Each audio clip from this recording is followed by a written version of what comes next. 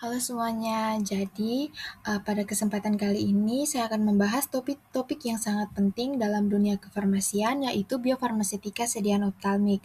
Nah, ini adalah ilmu yang mempelajari bagaimana obat tetes mata itu bisa masuk ke dalam bola mata dan mencapai target terapinya. Mungkin kita ini sering menganggap tetes mata itu sederhana, seperti tinggal teteskan, selesai, tapi ternyata prosesnya itu jauh lebih kompleks. Nah, di sini saya akan menjelaskan satu persatu prosesnya. Nah, hal pertama yang harus kita pahami itu adalah jadi mata ini punya banyak penjaga yang mempersulit obat itu untuk masuk. Nah, inilah yang biasa disebut barrier biologis mata. Nah, barrier yang pertama itu adalah anatomi kornea. Jadi, kornea ini berlapis tiga, yaitu ada epitel di luar, stroma di tengah, dan endotel di dalam. Nah, masing-masing ini punya sifat berbeda. Epitel dan endotel ini bersifat lipofilik, sementara stroma ini bersifat hidrofilik. Jadi, obat itu harus punya sifat campuran atau disebut amfipatik agar bisa melewati ketiganya. Nah, barrier yang kedua itu ada konjungtiva dan sklera. Ini adalah jalur alternatif bagi obat-obat besar yang tidak menembus kornea langsung. Nah, untuk barrier yang ketiga itu adalah mekanisme pembersihan, yaitu lacrimal turnover dan nasolacrimal drainage. Ini merupakan dua mekanisme yang bekerja terus-menerus menyapu obat dari permukaan mata kita. Nah, sekarang kita masuk ke hambatan yang lebih spesifik, yaitu ada hambatan prekorneal. Nah, hambatan ini terjadi bahkan sebelum obat itu sempat menyentuh kornea. Nah, hambatan yang pertama itu ada volume. Jadi, volume cairan mata kita itu sangat terbatas, hanya sekitar 7-10 mikroliter. Sedangkan satu tetes obat mata itu biasanya bervolume sekitar 50 mikroliter. Artinya, sebagian besar obat itu langsung terbuang karena mata tidak bisa menampungnya. Nah, untuk hambatan yang kedua itu ada laju penggantian air mata.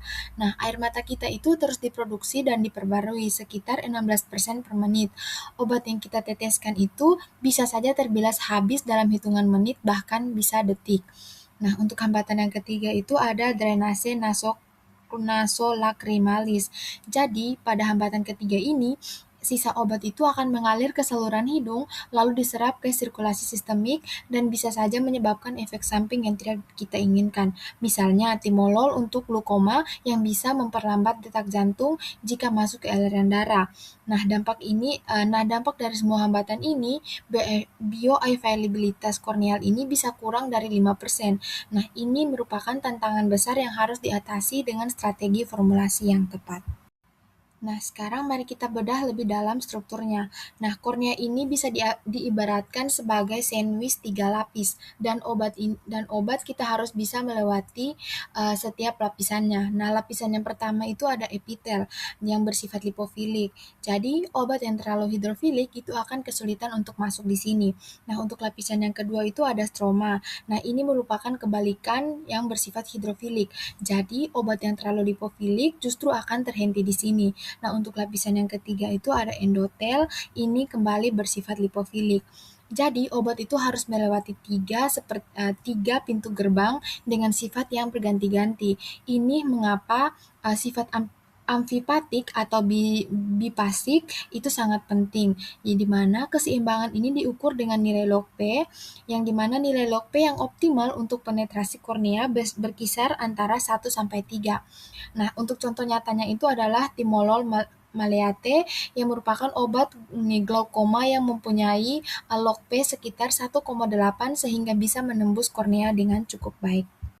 Nah, di sini ada dua jalur utama yang bisa diambil obat untuk masuk ke segmen anterior mata. Jalur yang pertama itu ada jalur korneal, yang dimana obat bisa melewati sel secara transseluler, yaitu masuk dan keluar dari sel, atau melalui celah antara sel yang disebut paraseluler. Nah, jalur ini sangat bergantung pada nilai log P yang tadi kita bahas. Nah, untuk jalur kedua itu ada jalur non-korneal, ini melalui konjungtiva dan sklera. Jalur ini lebih relevan untuk obat-obat berukuran besar seperti protein atau peptida yang mustahil menembus kornea. Namun, jalur ini kurang efisien karena sebagian besar obat akan terdrainase oleh pembuluh darah konjungtiva sebelum sempat masuk ke mata. Jadi, untuk kebanyakan obat tetes mata konvensional, jalur korneal ini tetap menjadi jalur utama yang perlu kita optimalkan. Nah, karena bioavailabilitas alami sediaan optalmik sangat rendah, para farmasis ini punya beberapa senjata untuk meningkatkannya. Ada 3 faktor formulasi utama. Yang pertama itu faktor viskositas. Dengan menambahkan polimer seperti HPMC, sediaan akan menjadi lebih kental. Nah, sediaan yang lebih kental ini akan bertahan lebih lama di permukaan mata dan juga meningkatkan apa yang kita sebut sebagai residence time atau waktu tinggal obat. Yang kedua itu ada faktor pH dan kapasitas dapar. Nah, mata kita ini memiliki pH fisiologis sekitar 7,4. Nah, jika obat itu terlalu asam atau terlalu basah, mata akan memproduksi lebih banyak air mata sebagai respon iritasi. Dan ini justru makin cepat mencuci obat dari mata. Jadi, pH formulasi itu harus sedekat mungkin dengan pH fisiologis. Nah, untuk faktor yang ketiga itu ada ukuran partikel, yang dimana kritis terutama untuk sediaan suspensi. Partikel yang terlalu besar bisa mengiritasi mata dan juga menyebabkan penglihatan kabur. Jadi, partikel yang lebih kecil itu meningkatkan laju disolusi sehingga obat itu lebih cepat terserap. Nah, setelah kita tahu hambatannya, bagaimana kita mengukur keberhasilan formulasi kita. Nah, di sini parameter bioavailabilitas optalmik itu berperan. Nah, parameter yang pertama itu ada profil kadar obat. Nah, di sini kita memonitor konsentrasi obat dalam humor aqueous, di mana cairan jernih di bilik depan mata yang menjadi target utama obat glaukoma dari waktu ke waktu. Parameter yang kedua itu ada Cmax intraokular, yaitu konsentrasi puncak obat dalam humor aqueous. Nah, untuk parameter ketiga itu ada AUC intraokular atau area under the curve yang mencerminkan total paparan obat dalam mata selama periode tertentu. Nah, yang menarik di sini, meskipun bioavailabilitas lokal kornea hanya kurang dari 5%, bioavailabilitas sistemik bisa mencapai sekitar 80%. Ini karena obat yang lolos melalui drainase nasoclarymalis langsung diserap mukosa hidung tanpa melalui filtrasi efek hati. Itulah mengapa kita selalu dianjurkan menekan pojok mata setelah meneteskan obat untuk menghambat drainase ini.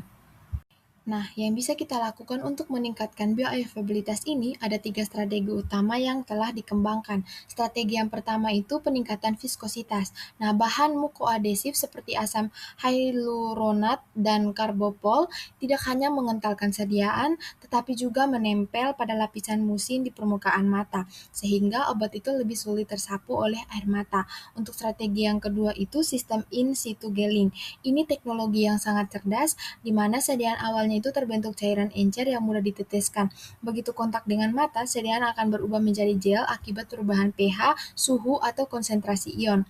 Nah, gel ini kemudian perlahan melepaskan obat selama berjam-jam. Contoh polimer yang digunakan itu adalah karbopol 940 dan poloskamer. Untuk strategi yang ketiga itu ada penetration enhancer. Nah, agen seperti EDTA atau benzalkonium klorida dapat membuka tight junction antara sel epitel kornea secara sementara, memungkinkan obat itu melintas lebih mudah. Namun penggunaannya itu harus sangat hati-hati karena bisa merusak kornea jika berlebihan. Nah, kombinasi dari ketiga strategi ini terbukti dapat meningkatkan bioavailabilitas intraokular secara sangat signifikan. Sekian presentasi dari saya, terima kasih.